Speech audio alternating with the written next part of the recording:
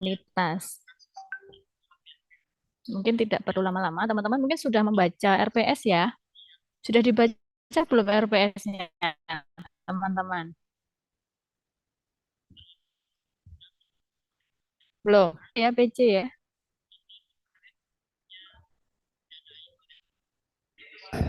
Suara saya jelas nggak ya? Soalnya ini double zoom sama ada kegiatan yang lain. Jelas tidak teman-teman?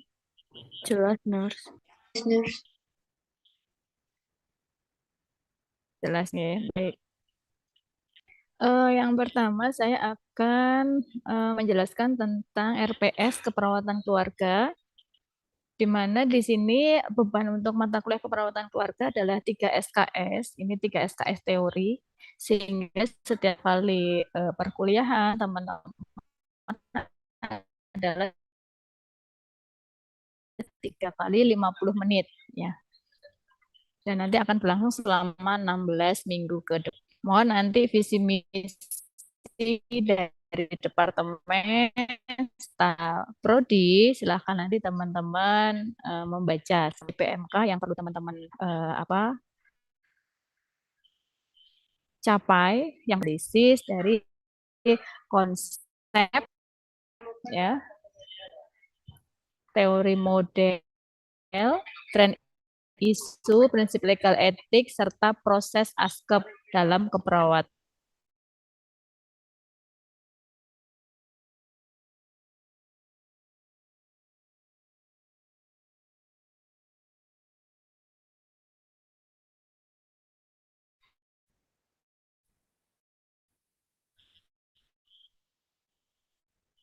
Saya ulangin ya.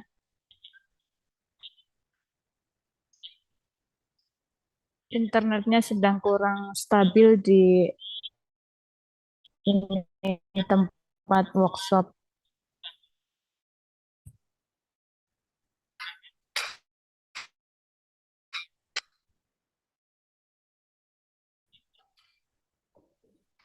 Sudah tampil ya? Masih loading, sudah tampil.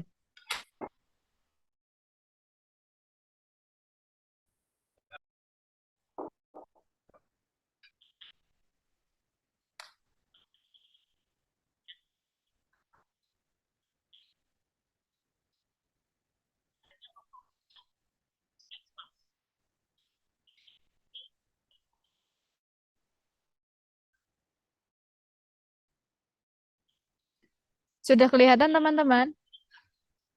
Sudah, Nurse. Ini saya kok tidak mendengar apa? Sudah.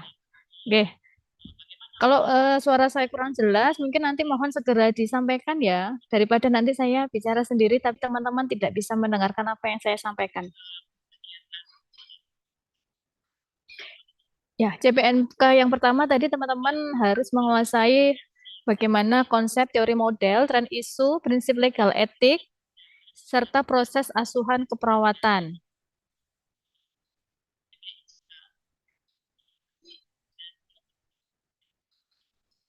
Kemudian CPMK yang kedua, teman-teman harapannya mampu menganalisis konsep asuhan keperawatan keluarga sesuai tahap tumbuh kembang keluarga.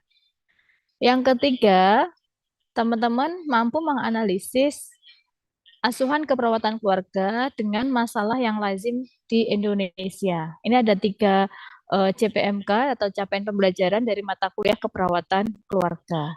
Ya, ini yang harapannya nanti di akhir teman kuasai.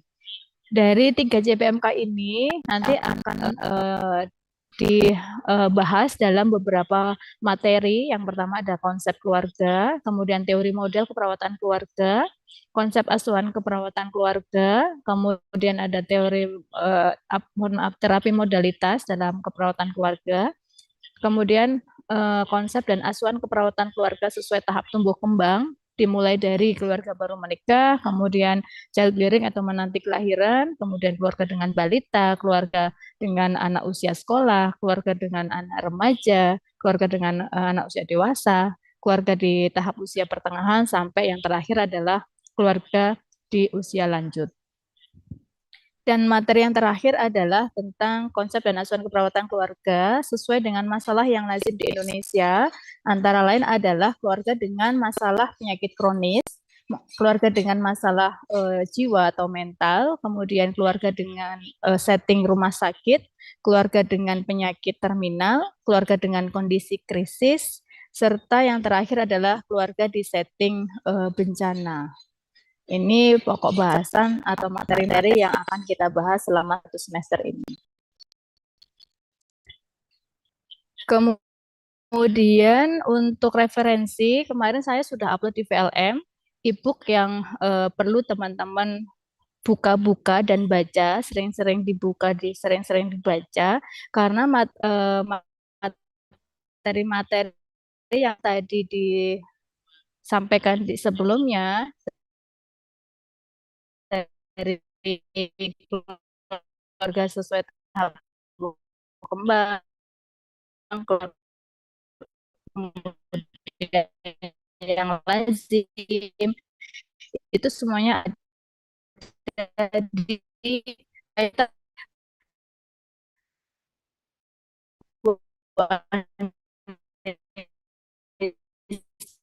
dari saya. Kemudian untuk jadwal,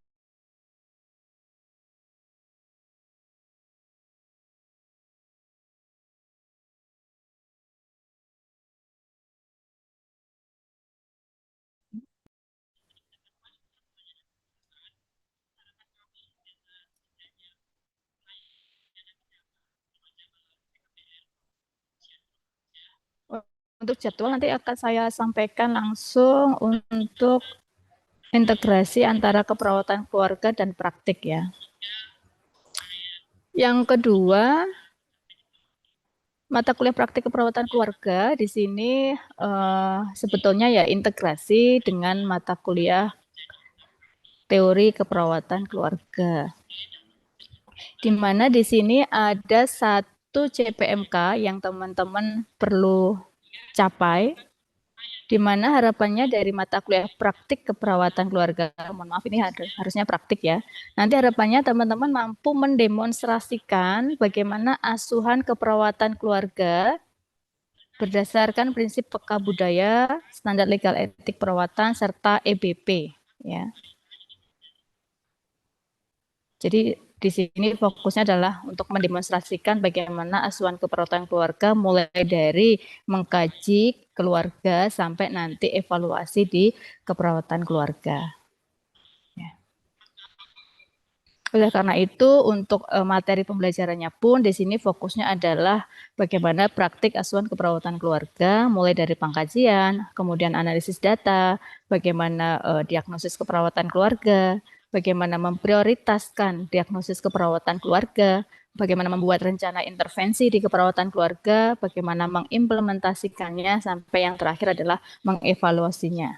Nah, selain itu nanti di dalam praktik asuhan keperawatan ini, nanti teman-teman juga berlandaskan dari evidence based nursing practice ya, di mana di sini nanti teman-teman bisa mengambil hasil-hasil penelitian, terutama adalah penelitian tentang terapi komplementer yang bisa teman-teman terapkan di keperawatan keluarga. Kemudian untuk jadwal dari keperawatan keluarga dan praktik keperawatan keluarga, kemarin sudah saya buatkan rangkumannya biar tidak panjang lebar teman-teman membaca RPS ya. Di mana mohon maaf jika di sistem di SIAM itu teman-teman kan harusnya hari Selasa itu adalah praktik ya seharusnya, dan Kamis itu kan teorinya. Nah, namun demikian mohon maaf ini kami balik. Jadi hari Selasa itu adalah kuliah dulu dan hari Kamis adalah praktikumnya. Di minggu pertama kemarin sudah teman-teman lalui, yaitu kuliah bersama Pak Kumbo tentang proses asuhan keperawatan keluarga, yaitu pengkajian dan praktik pengkajian tahap 1 melalui wawancara. Kemudian untuk minggu kedua nanti dengan saya kuliahnya adalah tentang konsep keperawatan keluarga mohon maaf kurang besar ya. Tentang konsep keperawatan keluarga dan praktikumnya kita melanjutkan praktikum pengkajian di mana nanti akan ada pemeriksaan fisik untuk keluarga. Di minggu ketiga, teman-teman akan kuliah bersama Bu Anissa tentang proses asuhan keperawatan keluarga di tahap bagaimana memprioritaskan sampai ke evaluasi keperawatan keluarga. Dilanjutkan hari Kamisnya adalah praktik bagaimana menganalisis data dari hasil pengkajian keperawatan keluarga.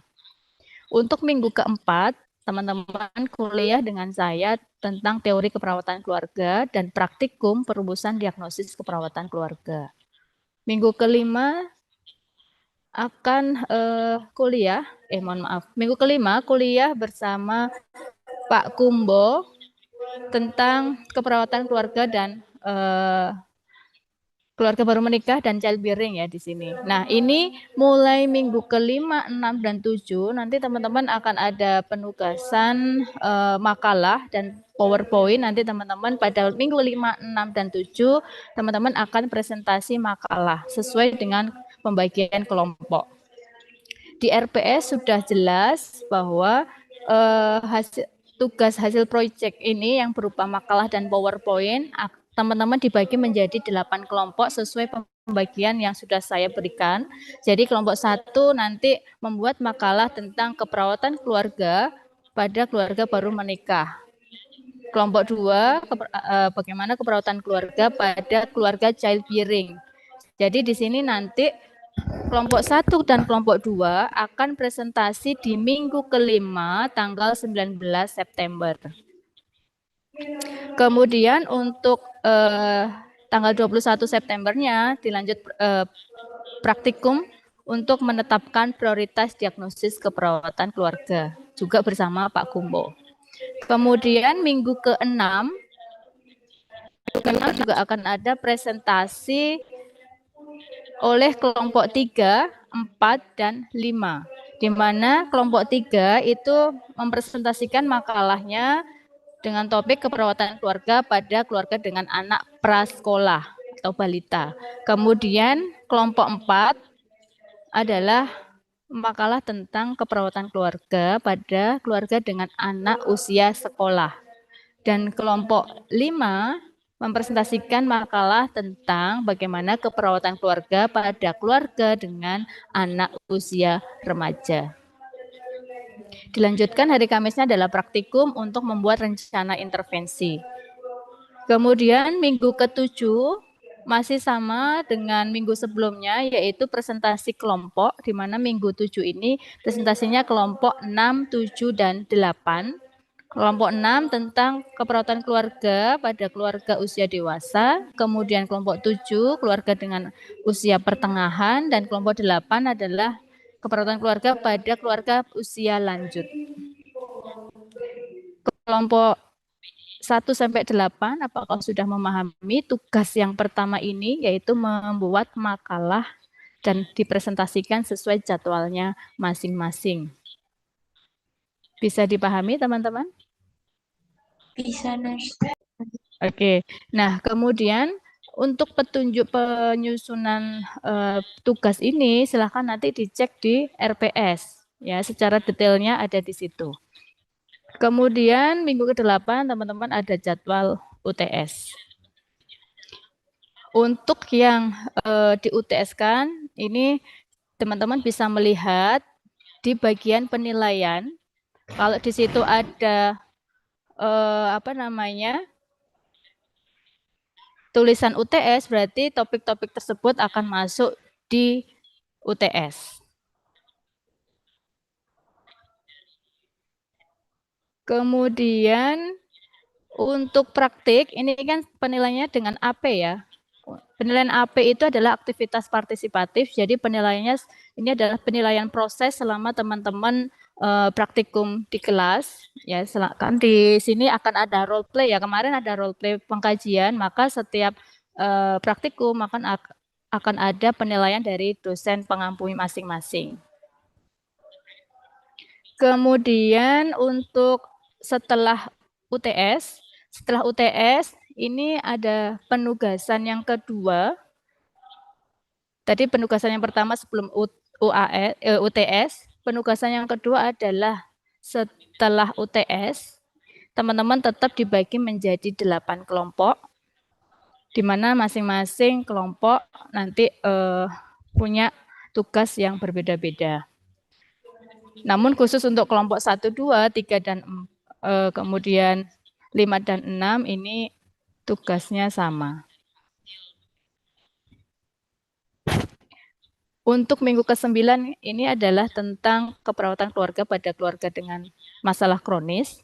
Ini nanti masing-masing kelompok akan mendiskusikan ya bagaimana keperawatan keluarga pada keluarga dengan masalah kronis.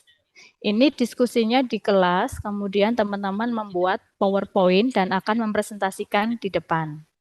Nah, untuk kelompok yang presentasi di minggu ke-9 ini adalah kelompok 1 dan kelompok 2. Namun demikian semua kelompok tetap diskusi di kelompoknya masing-masing saat di kelas, tapi yang presentasi adalah kelompok 1 dan kelompok 2. Ini tidak membuat makalah, tapi langsung PowerPoint saja. Kemudian praktikum hari Kamisnya adalah melanjutkan praktikum rencana intervensi. Di minggu ke-10, teman-teman akan mendiskusikan tentang bagaimana keperawatan keluarga pada keluarga dengan masalah jiwa. Masing-masing kelompok mendiskusikan dan membuat PPT, namun yang presentasi nanti adalah kelompok 3. Diskusinya bisa di kelas, tapi nanti silahkan ditanyakan ke dosen pengampu apakah diskusi di kelas atau teman-teman membuat PowerPoint sebelum pertemuan di hari tersebut. Kemudian minggu ke-11, ini teman-teman mendiskusikan di kelas tentang keperawatan keluarga pada keluarga dengan penyakit terminal, dengan dosennya adalah Bu Eci. Nah, pada topik ini semua kelompok membuat PPT, diskusi dan membuat PPT, namun yang presentasi adalah kelompok 4 dan kelompok 5. Kemudian untuk kelompok minggu ke-12 itu nanti topiknya tentang keperawatan keluarga di setting rumah sakit. Masing-masing kelompok akan diskusi dan membuat PPT, dan yang presentasi adalah kelompok 6. Kemudian untuk minggu ke-13 ini topiknya adalah keluarga dengan masalah krisis atau kondisi krisis. Masing-masing kelompok akan diskusi, membuat PowerPoint, dan yang presentasi adalah kelompok 7. Dan di minggu ke-14, topik keluarga pada kondisi bencana, ini nanti yang presentasi adalah kelompok 8. Di minggu ke-15 ini ada tugas yang ketiga. Masing-masing kelompok silahkan menelaah jurnal EBP, terutama adalah jurnal-jurnal terapi komplementer di keperawatan keluarga. Akan dipresentasikan pada minggu ke-15. Ini 3 tugas kelompok yang perlu dikerjakan oleh masing-masing kelompok. Sampai di sini ada pertanyaan?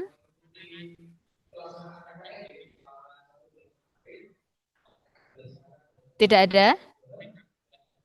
PJ, apakah ada pertanyaan?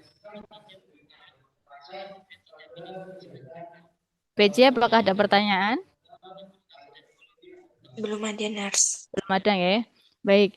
Nah, selain itu ada tugas mandiri untuk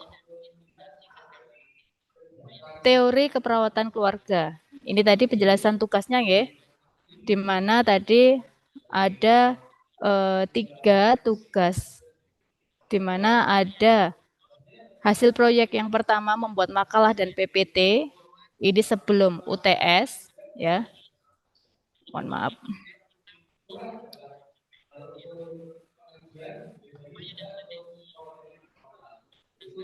Ini sebelum UTS, kemudian ini kok nggak ada ya. Kemudian yang kedua tadi membuat PPT, di mana membuat PPT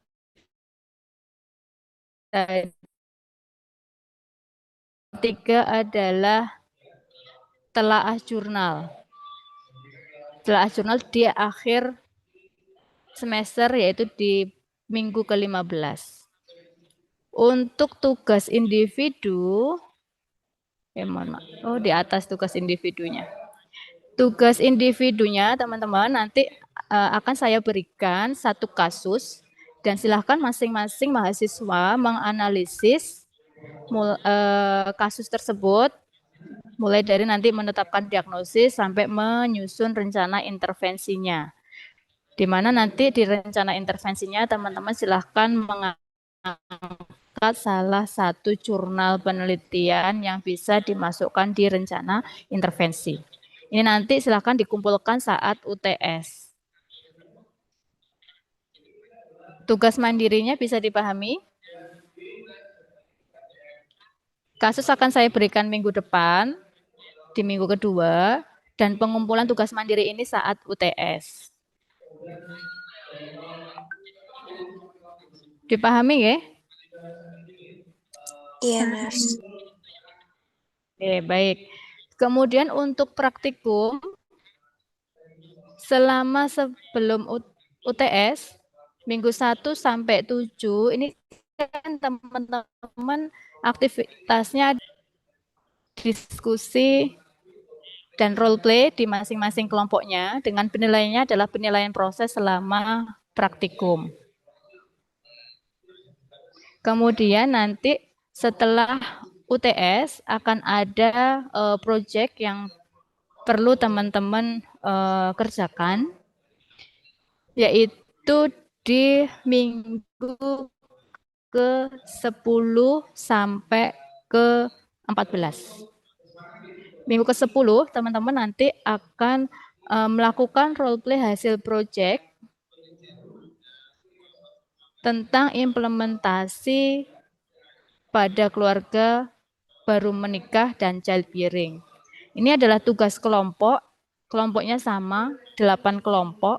Jadi kelompok 1 teman-teman proyeknya adalah bagaimana implementasi pada keluarga baru menikah. Kemudian kelompok 2 proyeknya adalah bagaimana implementasi pada keluarga childbearing.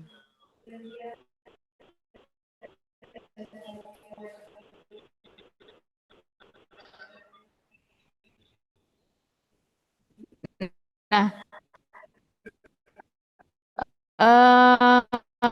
ini didasarkan dari PLI minggu pertama sampai minggu ke-15. Dari trigger itu teman-teman kan kemarin melakukan role play ya, pengkajiannya seperti apa sesuai dengan pembagian kelompoknya. Dari hasil pengkajian nanti dianalisis sampai ditetapkan diagnosisnya, sampai dibuat rencana intervensinya, dan setelah UTS ini teman-teman role play implementasi sesuai kasusnya masing-masing. Nah, di dalam role play nanti kemungkinan teman-teman misalnya akan lakukan edukasi. Kalau mau melakukan edukasi maka perlu nih adanya SAP. Ya, kemudian media edukasinya apa, itu diperlukan.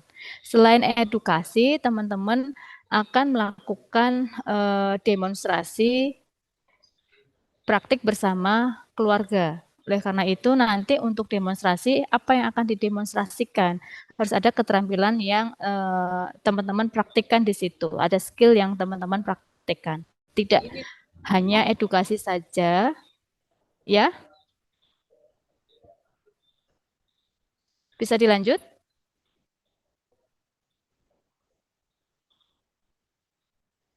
Jadi selain edukasi di keluarga, itu teman-teman akan mendemonstrasikan satu intervensi. Misalnya nih, pada keluarga childbearing yang tadi menantikan kelahiran ya. Jadi di situ keluarganya sedang hamil, maka mungkin teman-teman akan mempraktekkan bagaimana senam ibu hamil. Nah, karena ada praktik senam ibu hamil, nanti teman-teman selain tadi SAP, maka teman-teman juga membuat SOP. Bagaimana sih prosedurnya senam ibu hamil itu, gitu ya. Kemudian media edukasinya pun disesuaikan. Oh, misalnya nanti ketika senam, teman-teman akan membuat media edukasinya adalah video. Maka mohon dipersiapkan media edukasinya terlebih dahulu. Ya, media edukasi untuk keperawatan keluarga itu tidak hanya leaflet. Silahkan teman-teman nanti berkreasi membuat media edukasi untuk keluarga yang memang nanti sesuai ya. Kemudian juga itu bisa dimanfaatkan oleh keluarga dengan baik.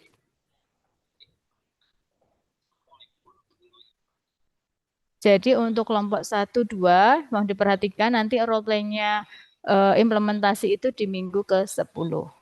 Kemudian kelompok 3 dan 4 itu di minggu ke-11. Keluarga dengan anak preschool dan AUS ya. Kemudian minggu ke-12 itu kelompok 5 dan 6. Di mana ini pada keluarga remaja dan dewasa. Kemudian untuk kelompok 7 itu di minggu ke-13 dan kelompok 8 itu di minggu ke-14. Penjelasan untuk penugasan praktikum sudah ada di ringkasan, sekaligus nanti juga ada di RPS. Secara detailnya ada di RPS. Sampai di sini teman-teman bisa dipahami atau ada pertanyaan?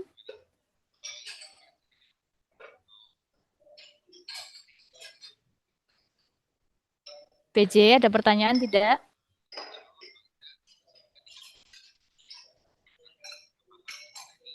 Masih mendengar suara saya kah, teman-teman? Iya, Nurse, masih. Bisa dipahami? Apakah ada pertanyaan atau tidak? Nurse. Bagaimana? Bisa dipahami. Bisa ya? Ini untuk penugasan praktikum ya. Kasus dari masing-masing kelompok berbeda karena sesuai dengan tahap perkembangannya. Gitu nggih. Kalau sudah keperawatan keluarga sudah bisa dipahami, kita lanjut ke konsep keperawatan komunitas ya. Iya, Nurse. Baik. Untuk konsep keperawatan komunitas jadwalnya hari Jumat ya. Kemarin mohon maaf sepertinya kita harus banyak berkoordinasi dengan praktik keperawatan anak ya karena jadwalnya ternyata kan bersamaan. Baik, untuk konsep keperawatan komunitas di sini 2 SKS teori. Jadi 2 kali 50 menit. Jadwalnya di hari Jumat. Dengan tim pengajarnya sama dengan tadi ada Pak Kumbo, Bu Eci, Bu Anissa, dan saya. Gambaran dari mata kuliah ini yaitu tentang bagaimana dasar-dasar kesehatan dan keperawatan komunitas. Ya. Kemudian di dalam mata kuliah ini teman-teman akan membahas berbagai program kesehatan, kebijakan kesehatan gitu ya. Kemudian bagaimana juga proses asuhan keperawatan di komunitas. Ya. Capaian pembelajaran dari mata kuliah ini ada 2. Yang pertama, harapannya nanti teman-teman mampu menjelaskan konsep dasar keperawatan komunitas. Ya, karena tadi tentang dasar-dasar keperawatan komunitas, jadi harapannya teman-teman harus bisa menjelaskan konsep dasarnya. Dan yang kedua, teman-teman harapannya mampu merumuskan asuhan keperawatan komunitas. Karena di sini nanti juga akan ada pokok bahasan tentang proses askep komunitas.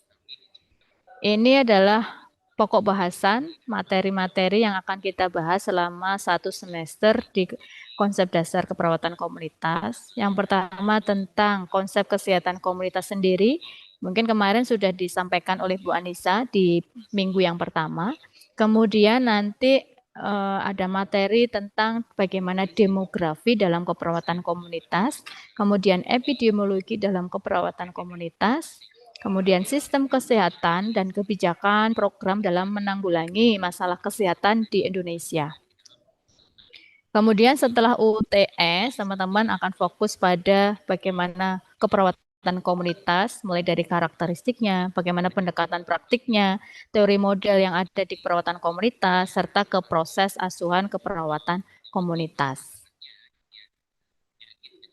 Untuk rincian jadwalnya, sesuai yang ada di RPS minggu pertama dengan Bu Anissa tentang pengantar konsep dasar kesehatan komunitas ya. Kemudian minggu kedua itu dengan Bu Anissa lagi tentang topik demografi di dalam keperawatan komunitas. Demografi itu berkaitan dengan data-data kependudukan. Kemudian minggu ketiga dengan Pak Kumbo itu tentang epidemiologi. Di sini ada epidemiologi deskriptif dan minggu keempat adalah epidemiologi analitik. Kemudian minggu kelima nanti bersama Bu Anissa tentang bagaimana sistem kesehatan nasional. Di minggu ke-6 dan minggu ke-7 ini ada dosen dari luar, dari dosen praktisi. Minggu ke-6 ini dengan Bu Endang Listiawati dengan topiknya adalah peran puskesmas di dalam layanan kesehatan masyarakat. Bu Endang ini adalah Kepala Puskesmas Janti Kota Malang. Nanti teman-teman bisa banyak bertanya bagaimana peran puskesmas serta mungkin juga fokus pada bagaimana peran perawat di layanan puskesmas. Ya.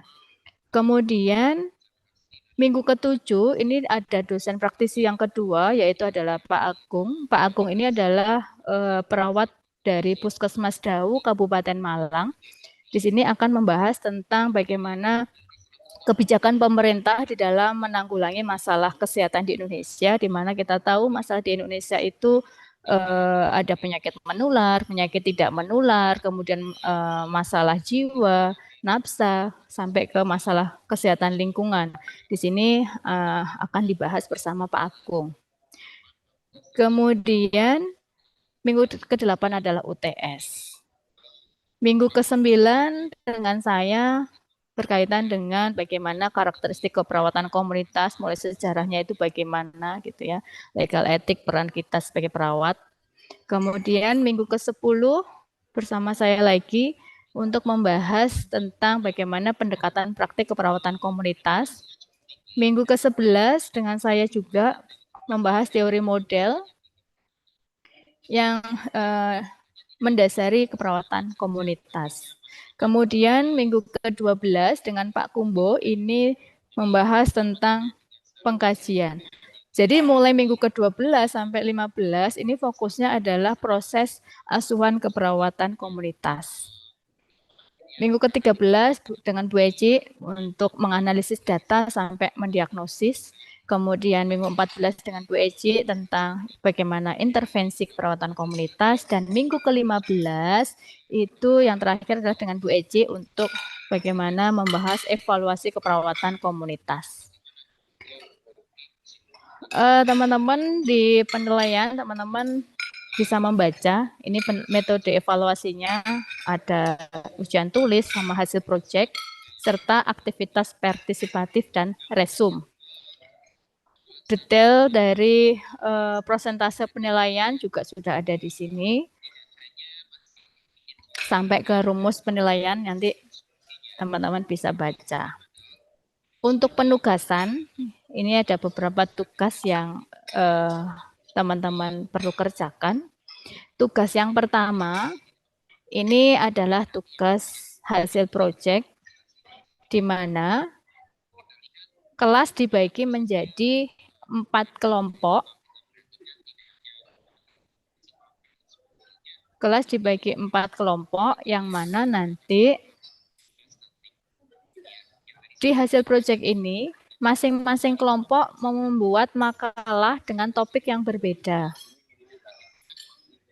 Kelompok 1 akan membuat makalah tentang bagaimana demografi dalam keperawatan komunitas.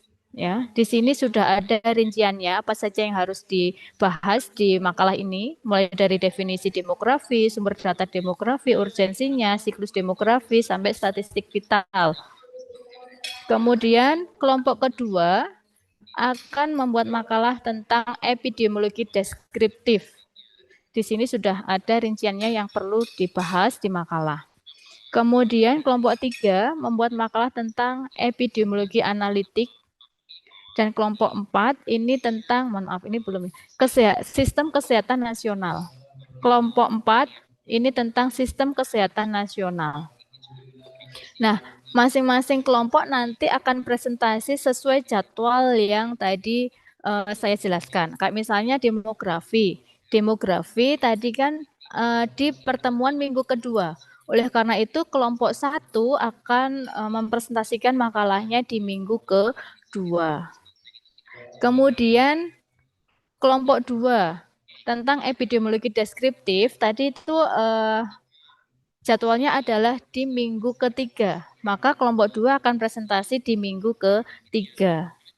Kemudian kelompok 3 tentang epidemiologi analitik itu akan presentasi di minggu keempat. Kemudian yang kelompok 4 tentang sistem kesehatan nasional itu akan presentasi di minggu ke-5. Untuk susunan makalah juga sudah ada di RPS, ada cover, daftar isi, bab 1, bab 2, dan ini bab 3, mohon maaf bab 3. 3 bab saja, pendahuluan, isi, dan penutup. Sampai tugas yang pertama, apakah ada pertanyaan teman-teman?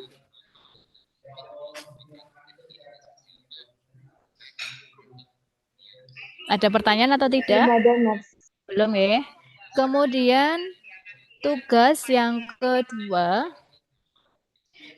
kedua ini hasil proyek untuk minggu ke-7, minggu sebelum UTS. Minggu ke-7 yang tadi ada kuliah bersama praktisi yaitu Pak Agung tentang kebijakan pemerintah di dalam menanggulangi masalah kesehatan di Indonesia. Teman-teman dibagi menjadi 4 kelompok juga. Masing-masing kelompok nanti membahas topik yang berbeda.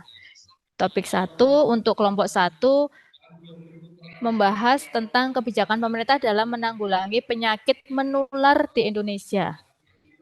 Kemudian kelompok 2 membahas kebijakan pemerintah dalam menanggulangi program penyakit tidak menular. Kelompok 3 membahas tentang bagaimana program atau kebijakan untuk mengendalikan masalah kesehatan jiwa dan nafsa.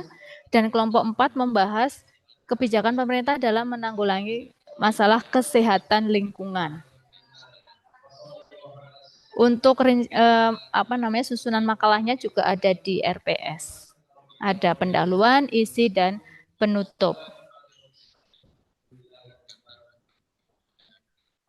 Nah, untuk ini kemungkinan nanti akan saya konfirmasi dulu ke Pak Agung apakah nanti teman-teman perlu presentasi atau tidak. Kalau tidak perlu presentasi, maka teman-teman cukup mengumpulkan laporannya di VLM. Kemudian tugas yang selanjutnya adalah resum. Ini resumnya mandiri ya. Resum ini mandiri tentang topik teori model keperawatan komunitas. Ini setelah UTS ketika topik saya yang berkaitan dengan teori model keperawatan komunitas, nanti teman-teman silahkan membuat resum secara mandiri.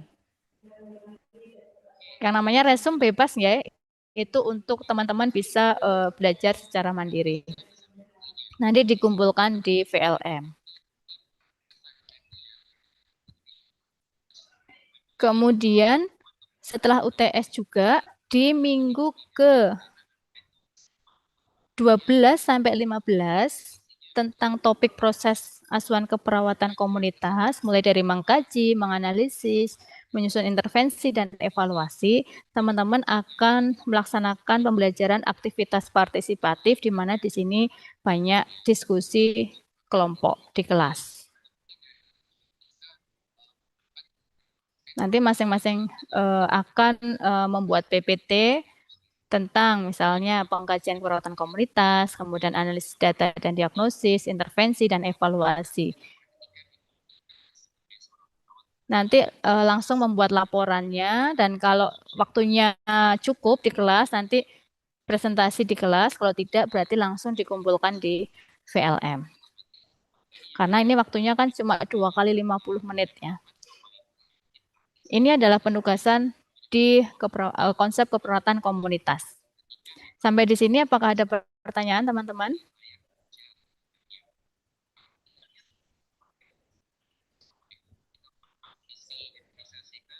Bisa dipahami? Bisa, Nurs.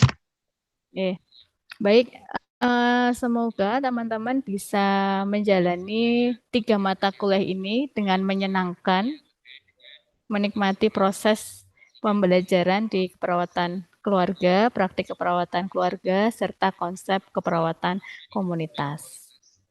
Jika ada hal-hal yang tidak dipahami selama proses, terutama di teknis-teknisnya, mohon nanti PJ segera mengkomunikasikan dengan saya biar tidak ada hal-hal yang miss ya. Jangan sampai nanti misalnya ketika jadwalnya presentasi tapi ternyata kelompoknya enggak tahu ada tugas presentasi. Jangan-jangan kelompoknya lupa kalau harus mengumpulkan makalahnya atau lupa mengumpulkan tugas mandirinya gitu ya. Mohon nanti PJ aktif untuk mengingatkan teman-teman yang lain. Mungkin dari saya itu. Kemudian untuk materi-materi mungkin nanti akan saya cek di VLM, barangkali ada dosen yang belum menyerahkan materinya, nanti mohon diingatkan juga. Pesan saya, jangan lupa untuk membaca e-book, kemudian juga 3S serta 3N-nya, karena ini kita jadi dasar untuk pembelajaran ini, teman-teman, sudah saya upload di VLM serta 3S yang teman-teman sudah punyai. Teman-teman bisa belajar 3N juga, Nanda Noknik, yang itu juga bisa kita gunakan untuk proses asuhan keperawatan di keluarga. Itu saja mungkin dari saya. Sudah tidak ada pertanyaan dari PJ ataupun yang lain? Bisa diakhiri teman-teman?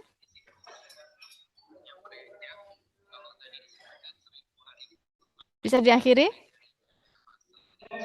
Bisa, Nurs. Bisa, Nurs.